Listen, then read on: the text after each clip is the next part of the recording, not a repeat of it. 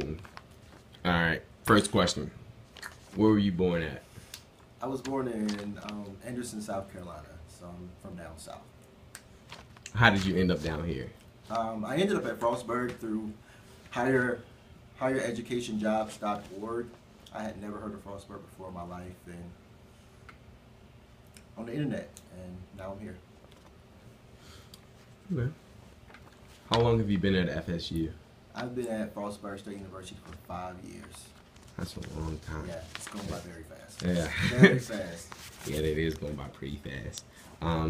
And what is your role on the FSU campus, and how does it contribute to students' academic success? My position here at Frostburg State University is a student development specialist within student support services. Within my role, I serve as an academic advisor for 90 plus students here on campus.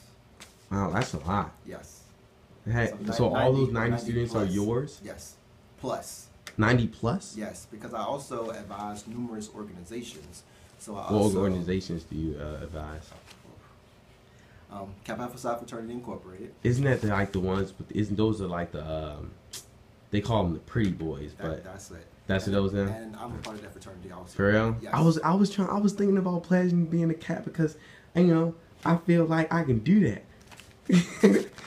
We gonna have to talk some more. Yeah, there we go. All right. So that's one, Kappa Alpha Psi Fraternity Incorporated. Uh-huh.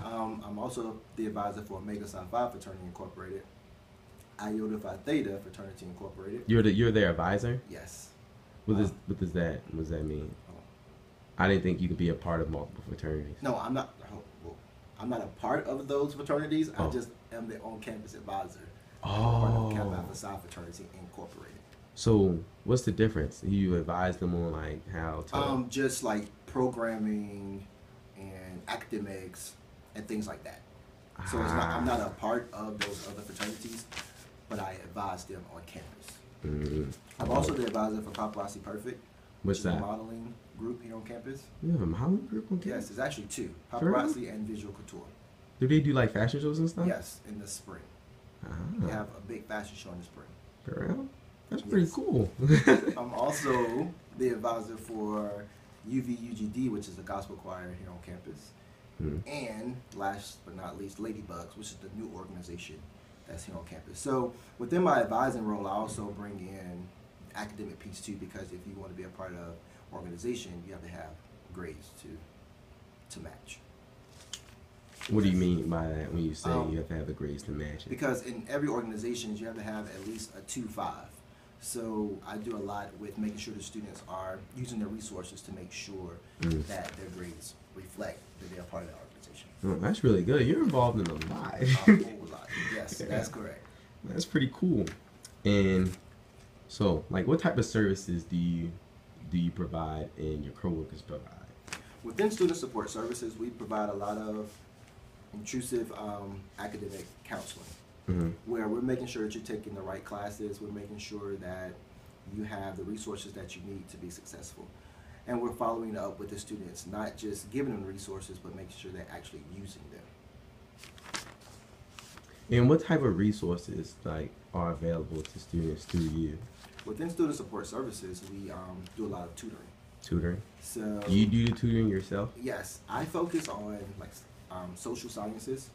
We have Tam, she does a lot of econ and accounting. We have Holly, who focuses on English papers or English in general. And we have a math specialist, Don Maxwell, here in the office. That's pretty. Yes. That's So pretty. we serve 275 students. So those students can also go to the tutoring center, but we have tutors here within our office too. And are they available like all the time? Yes, students make appointments with us. Okay. And how would they go about like making appointments? They would just come in or call us, email us, and see if we have available appointments. Okay. And we're here Monday through Friday, 8 to 4:30. Right. And to get into like the student support services, do you have to like have a general you have to, I don't know how to say it. Do you have to have like You have to qualify for our program. I was about to say, do you have to like qualify for it? Yes, like I said, we only serve 275 students, Mm-hmm. and we normally mostly work with first generation college students, meaning that your parents do not have a 4-year college degree. So, like, if once they meet like those qualifications, Yes. then they're just automatically accepted into the program. No, they have to do an interview process because we can only have 275 students, and that's from freshmen to seniors. Yes. And it's like So, 5,000 kids on this exactly. campus. And half of the freshman population that came in this semester are first generation college students. So they have to actually want to use our services. So although half are first generation, we know that not everyone will come in. So if you come in, we're going to try to get you into the program. Yes. So how many kids do you currently have now in the SSS? In SSS, 275. So Yeah, it's maxed out. So it's maxed out. And And we always have a waiting list. Oh, Yes. okay. And like, how long is usually that waiting list? The waiting list, it depends. It depends. Sometimes, because we keep you from freshman year until you graduate. So if we have 30 seniors that graduate in the spring or the fall, we can bring in 30 more students. Or if we have students that's not using our services, we will remove them from the program because we want students to use our services. Facts. Yes. And is there something about these services you wish students would take better advantage of, or misconceptions about the services? I think that I wish students would come in more. They don't come in that often? We have those that could come in every day, Mm-hmm. and then we have those that may come in once or twice a semester. As freshmen, we try to get them in here often, at least 6 times their first semester, because we want them to build that foundation to know that we are a resource for them to use. So I wish they would use the services more and not wait until the last minute when they're about to fail a class. Oh, that's what a lot of students do. Yes, they will come in at the end, or So not you guys use- provide like accommodations for students, accommodations as in like test helps and like, that would be DSS. oh, that's a totally That's a different totally thing. different office. Oh, Yes, so with test okay. accommodations, that's DSS, but we do, students in our program may have disabilities, and we do help them out with connecting them with DSS.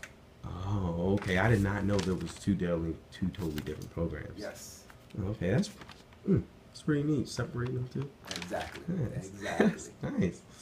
And what do you like the best about your job? That every day is different. Every student that Different how? every student that comes in the door is not going to have the same problem. So Right. I have to be flexible Mhm. and know how to deal with students' concerns. And you don't know what they are until they walk in the door. So being flexible, being able to relate to students. I Mhm. love that aspect of my job. Oh, well, that's why I want to be a social worker. Oh, for real? Yeah, Why do you want to be a social worker? because like I like the aspect of just like helping people, and like that's what I want to do. Like, and that's like my mission to Okay. help people in any way, shape, or form. Okay. So like whatever it takes to just to help a person, that's what I'm willing to do. That's a good profession. Huh? That's a good profession. Yeah, I know. That's a good profession. Thank you. And what challenges do you face at your job on a daily basis, or just challenges in general? I think one challenge is sometimes I want it more than the students may want it. And it may be succeeding, it Mhm. may be breaking out of their shell. So I have to learn how to pull myself back and learn that I can't want it more than the students want it. So that's a challenge that I face sometimes. Okay, and when you're facing that challenge, how do you make the student feel like they can do it, and you like have faith in them? How do you? It's letting them know that they do have someone that has faith in them, Mhm. letting them know that they do have resources, and seeing why they may not have as much zeal or passion about passing the test or about studying. Is getting to the core of the problem, because not everything is just as it is surface. Mhm. Sometimes you have to dig a little deeper Facts. to see what's going on with the students and why they may not be as motivated. Mhm. Okay. Well, I think I done hit every question. All right.